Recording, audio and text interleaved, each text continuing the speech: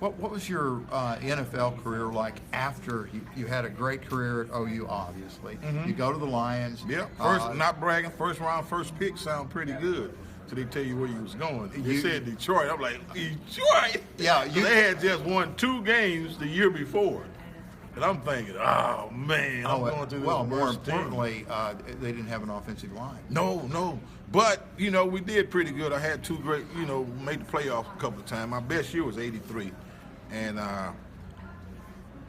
lost to the 49ers up there by a field goal. Had we beat them, Joe Montana and company, we was 2 games out from going to Super Bowl. So, I know. It was a great year. Yeah. Okay, tell us how you got into the barbecue. You've become a barbecue. Is it magnet or maggot or what is it? What do they call those guys that are real successful? Well, it's just hard work and determination. I've been at this 11 years now. And 11 years ago, I was really primarily living in Dallas full time. Right. I was involved in charter schools. A lot of people may not know this. No, I knew that. An organization called Texas Can Academy. It's still around, been around over close to 40 years now. Started by an OU grad by the name of Grant East, who went to OU in the 50s there. Right. And I was actually just going for a free lunch. And I went there, and I didn't even know Grant East was from Oklahoma. He had started this organization, and they ended up working for him, and I was vice president of community relationship and fundraising.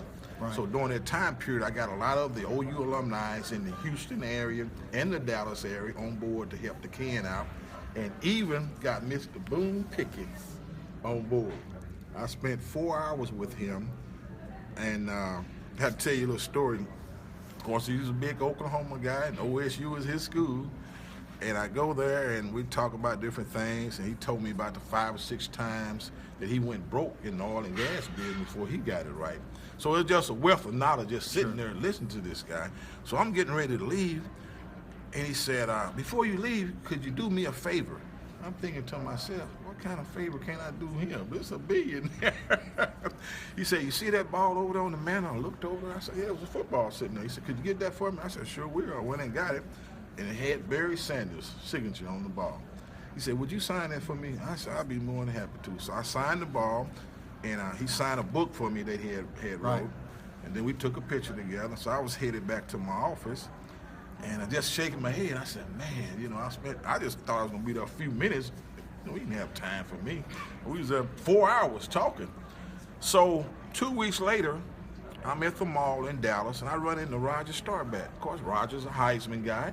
And I hadn't saw him in about 2 or 3 years, and I said, well, he's with his wife. I'm not going to bother him. Then I thought of him, I said, well, yeah, I'm at least say hello, because he's a Heisman guy. So I went up to him, and I said, hey, Roger. He looked at me, he said, Hooks, Texas, Billy Sim. Shocked me. I mean, I was broke. I said, he remembered me. He said, yeah. He said, I see you was at Mr. Boone Pickens' office a few weeks ago. And I'm thinking, I didn't know that. I said, well, yeah, well. He said, you know what? I signed that football too. How about that? That's a great story. True story too.